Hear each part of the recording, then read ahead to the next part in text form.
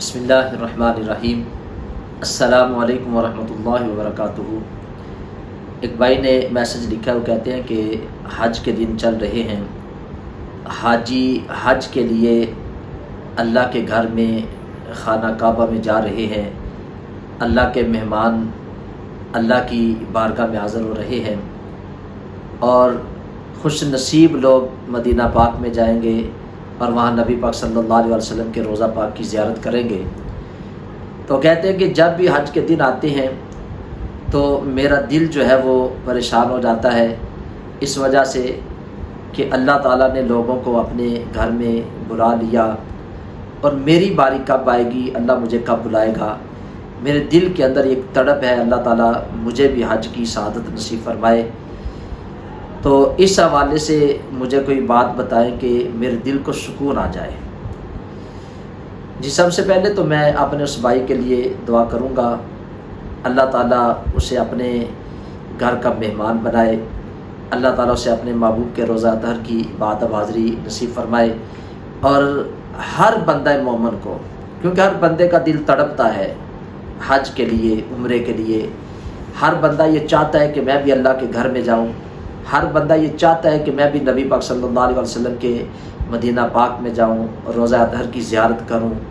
میں ریاض الجنہ کے اندر نفل ادا کروں۔ تو یہ ہر بندے کی خواہش ہے۔ تو پہلے میں اس اپنے بھائی کے لیے دعا کرتا ہوں، اللہ تعالیٰ اسے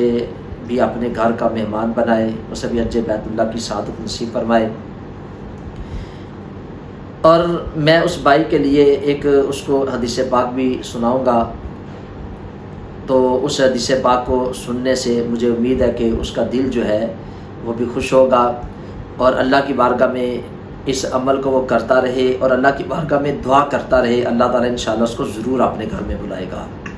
کیونکہ اس کی بارگاہ میں کسی چیز کی کمی نہیں۔ ہم اس کی بارگاہ میں دعا کرتے رہیں، اس کے دروازے پہ دستک دیتے رہیں،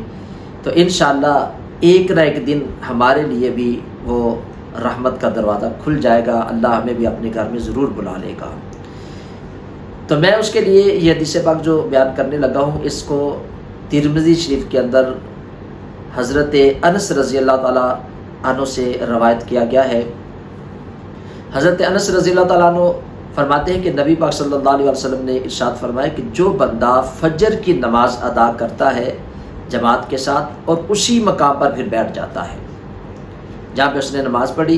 اسی جگہ پہ بیٹھ کے وہ تلاوت کرے، اللہ کا ذکر کرے، یعنی سبحان اللہ کہتا رہے، الحمدللہ کہتا رہے،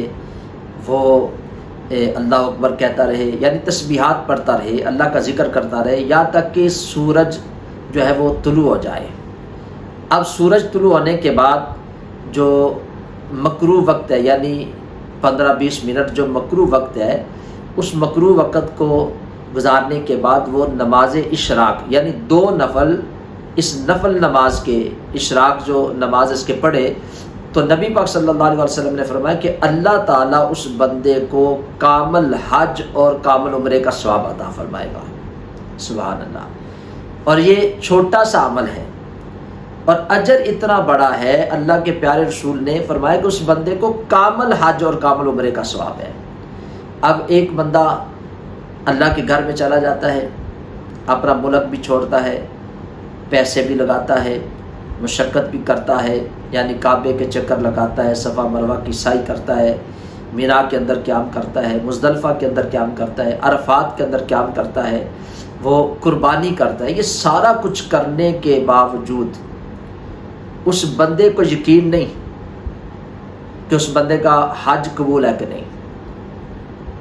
بندے کو یقین یہ ہونا چاہیے، اللہ کی بارگاہ میں اس کی رحمت پہ یقین ہونا چاہیے کہ اللہ قبول کر لے گا، لیکن پھر بھی وہ یقین کے ساتھ یہ بات نہیں کہہ سکتا کہ قبول ہے کہ نہیں۔ لیکن ادھر نبی پاک صلی اللہ علیہ وسلم اس حدیث پاک کے اندر فرماتے ہیں کہ جو بندہ اشراق کے 2 نفل اس انداز میں پڑھتا ہے کہ فجر کی نماز پڑھنے کے بعد اسی مقام پہ بیٹھا رہے، ذکر کرتا رہے، ذکر کے بعد وہ جب سورج طلوع ہو جاتا ہے، سورج طلوع ہونے کے بعد 15-20 منٹ کے بعد جو مکروہ وقت ہے گزرنے کے بعد 2 نفل اشراق کے پڑھے، تو اسے کامل حج اور کامل عمرے کا ثواب ہے۔ تو ہمیں چاہیے کہ ہم اس عمل کو ضرور کیا کریں۔ تو اللہ تعالیٰ کی بارگاہ میں دعا ہے اللہ تعالی ہم سب کو، تمام مسلمانوں کو اپنے گھر میں ضرور بلائے، حج بیت اللہ کی سعادت نصیب فرمائے۔ اور بالخصوص میں اپنے بھائی کے لیے دعا گو ہوں، اللہ تعالیٰ کی رحمت سے نا امید نہیں ہونا چاہیے، مایوس نہیں ہونا چاہیے، وہ اللہ کی بارگاہ میں دعا کرتا رہے، انشاءاللہ اللہ اسے ضرور اپنے گھر میں بلائے گا، اور اللہ تعالیٰ ہم سب کو بھی اپنے گھر میں بلائے۔